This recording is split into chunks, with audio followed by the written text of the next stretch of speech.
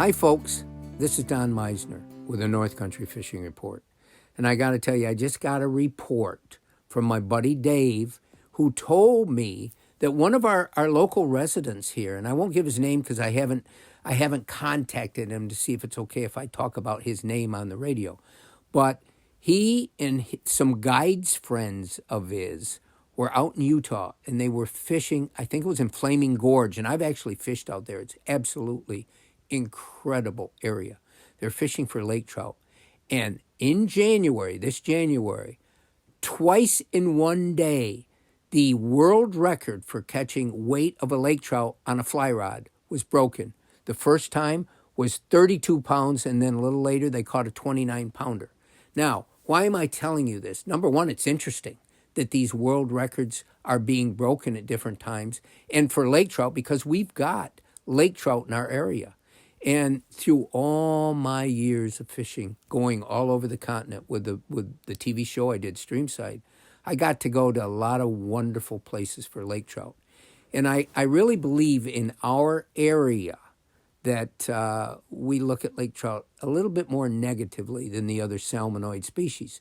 You know, a coho or a chinook or an Atlantic salmon, a brown trout, a steelhead, they're all way favored above lake trout. And I think it's it's because of the ways that we fish them in the Great Lakes.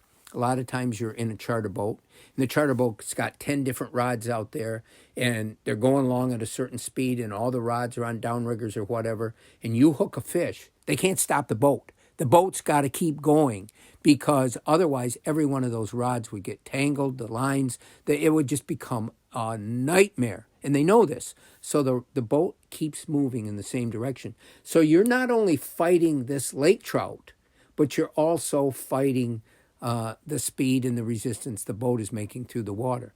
So you don't get a wonderful battle. But I got to tell you, lake trout are special fish. They get, oh my goodness, they can get unbelievable teeth. They're a vicious fish. I remember when I was in Lake Athabasca, the place where I caught the biggest lake trout of my life, and we tried to catch them on a fly rod. We weren't successful, and I'm not sure why we weren't, because the lake trout were in shallow water at this time. But I got to tell you, battling a big lake trout is something, and battling a smaller lake trout in a river system is something. So getting back to these lake trout breaking the record is a pretty big deal. And I can only imagine what it would be like on a fly rod. Now, let me tell you a little bit more about this story. They were in very deep water, but it was in January. The water was changing, and these lake trout were up in the upper 10 foot of the water. So they were essentially fishing shallow. And that's how they were able to get these fish on a fly. And it brings one other story to mind, and I wanted to pass this on to you. Right now, we're right on the verge of trout season. And we've got a lot of wonderful ponds over in the Adirondacks.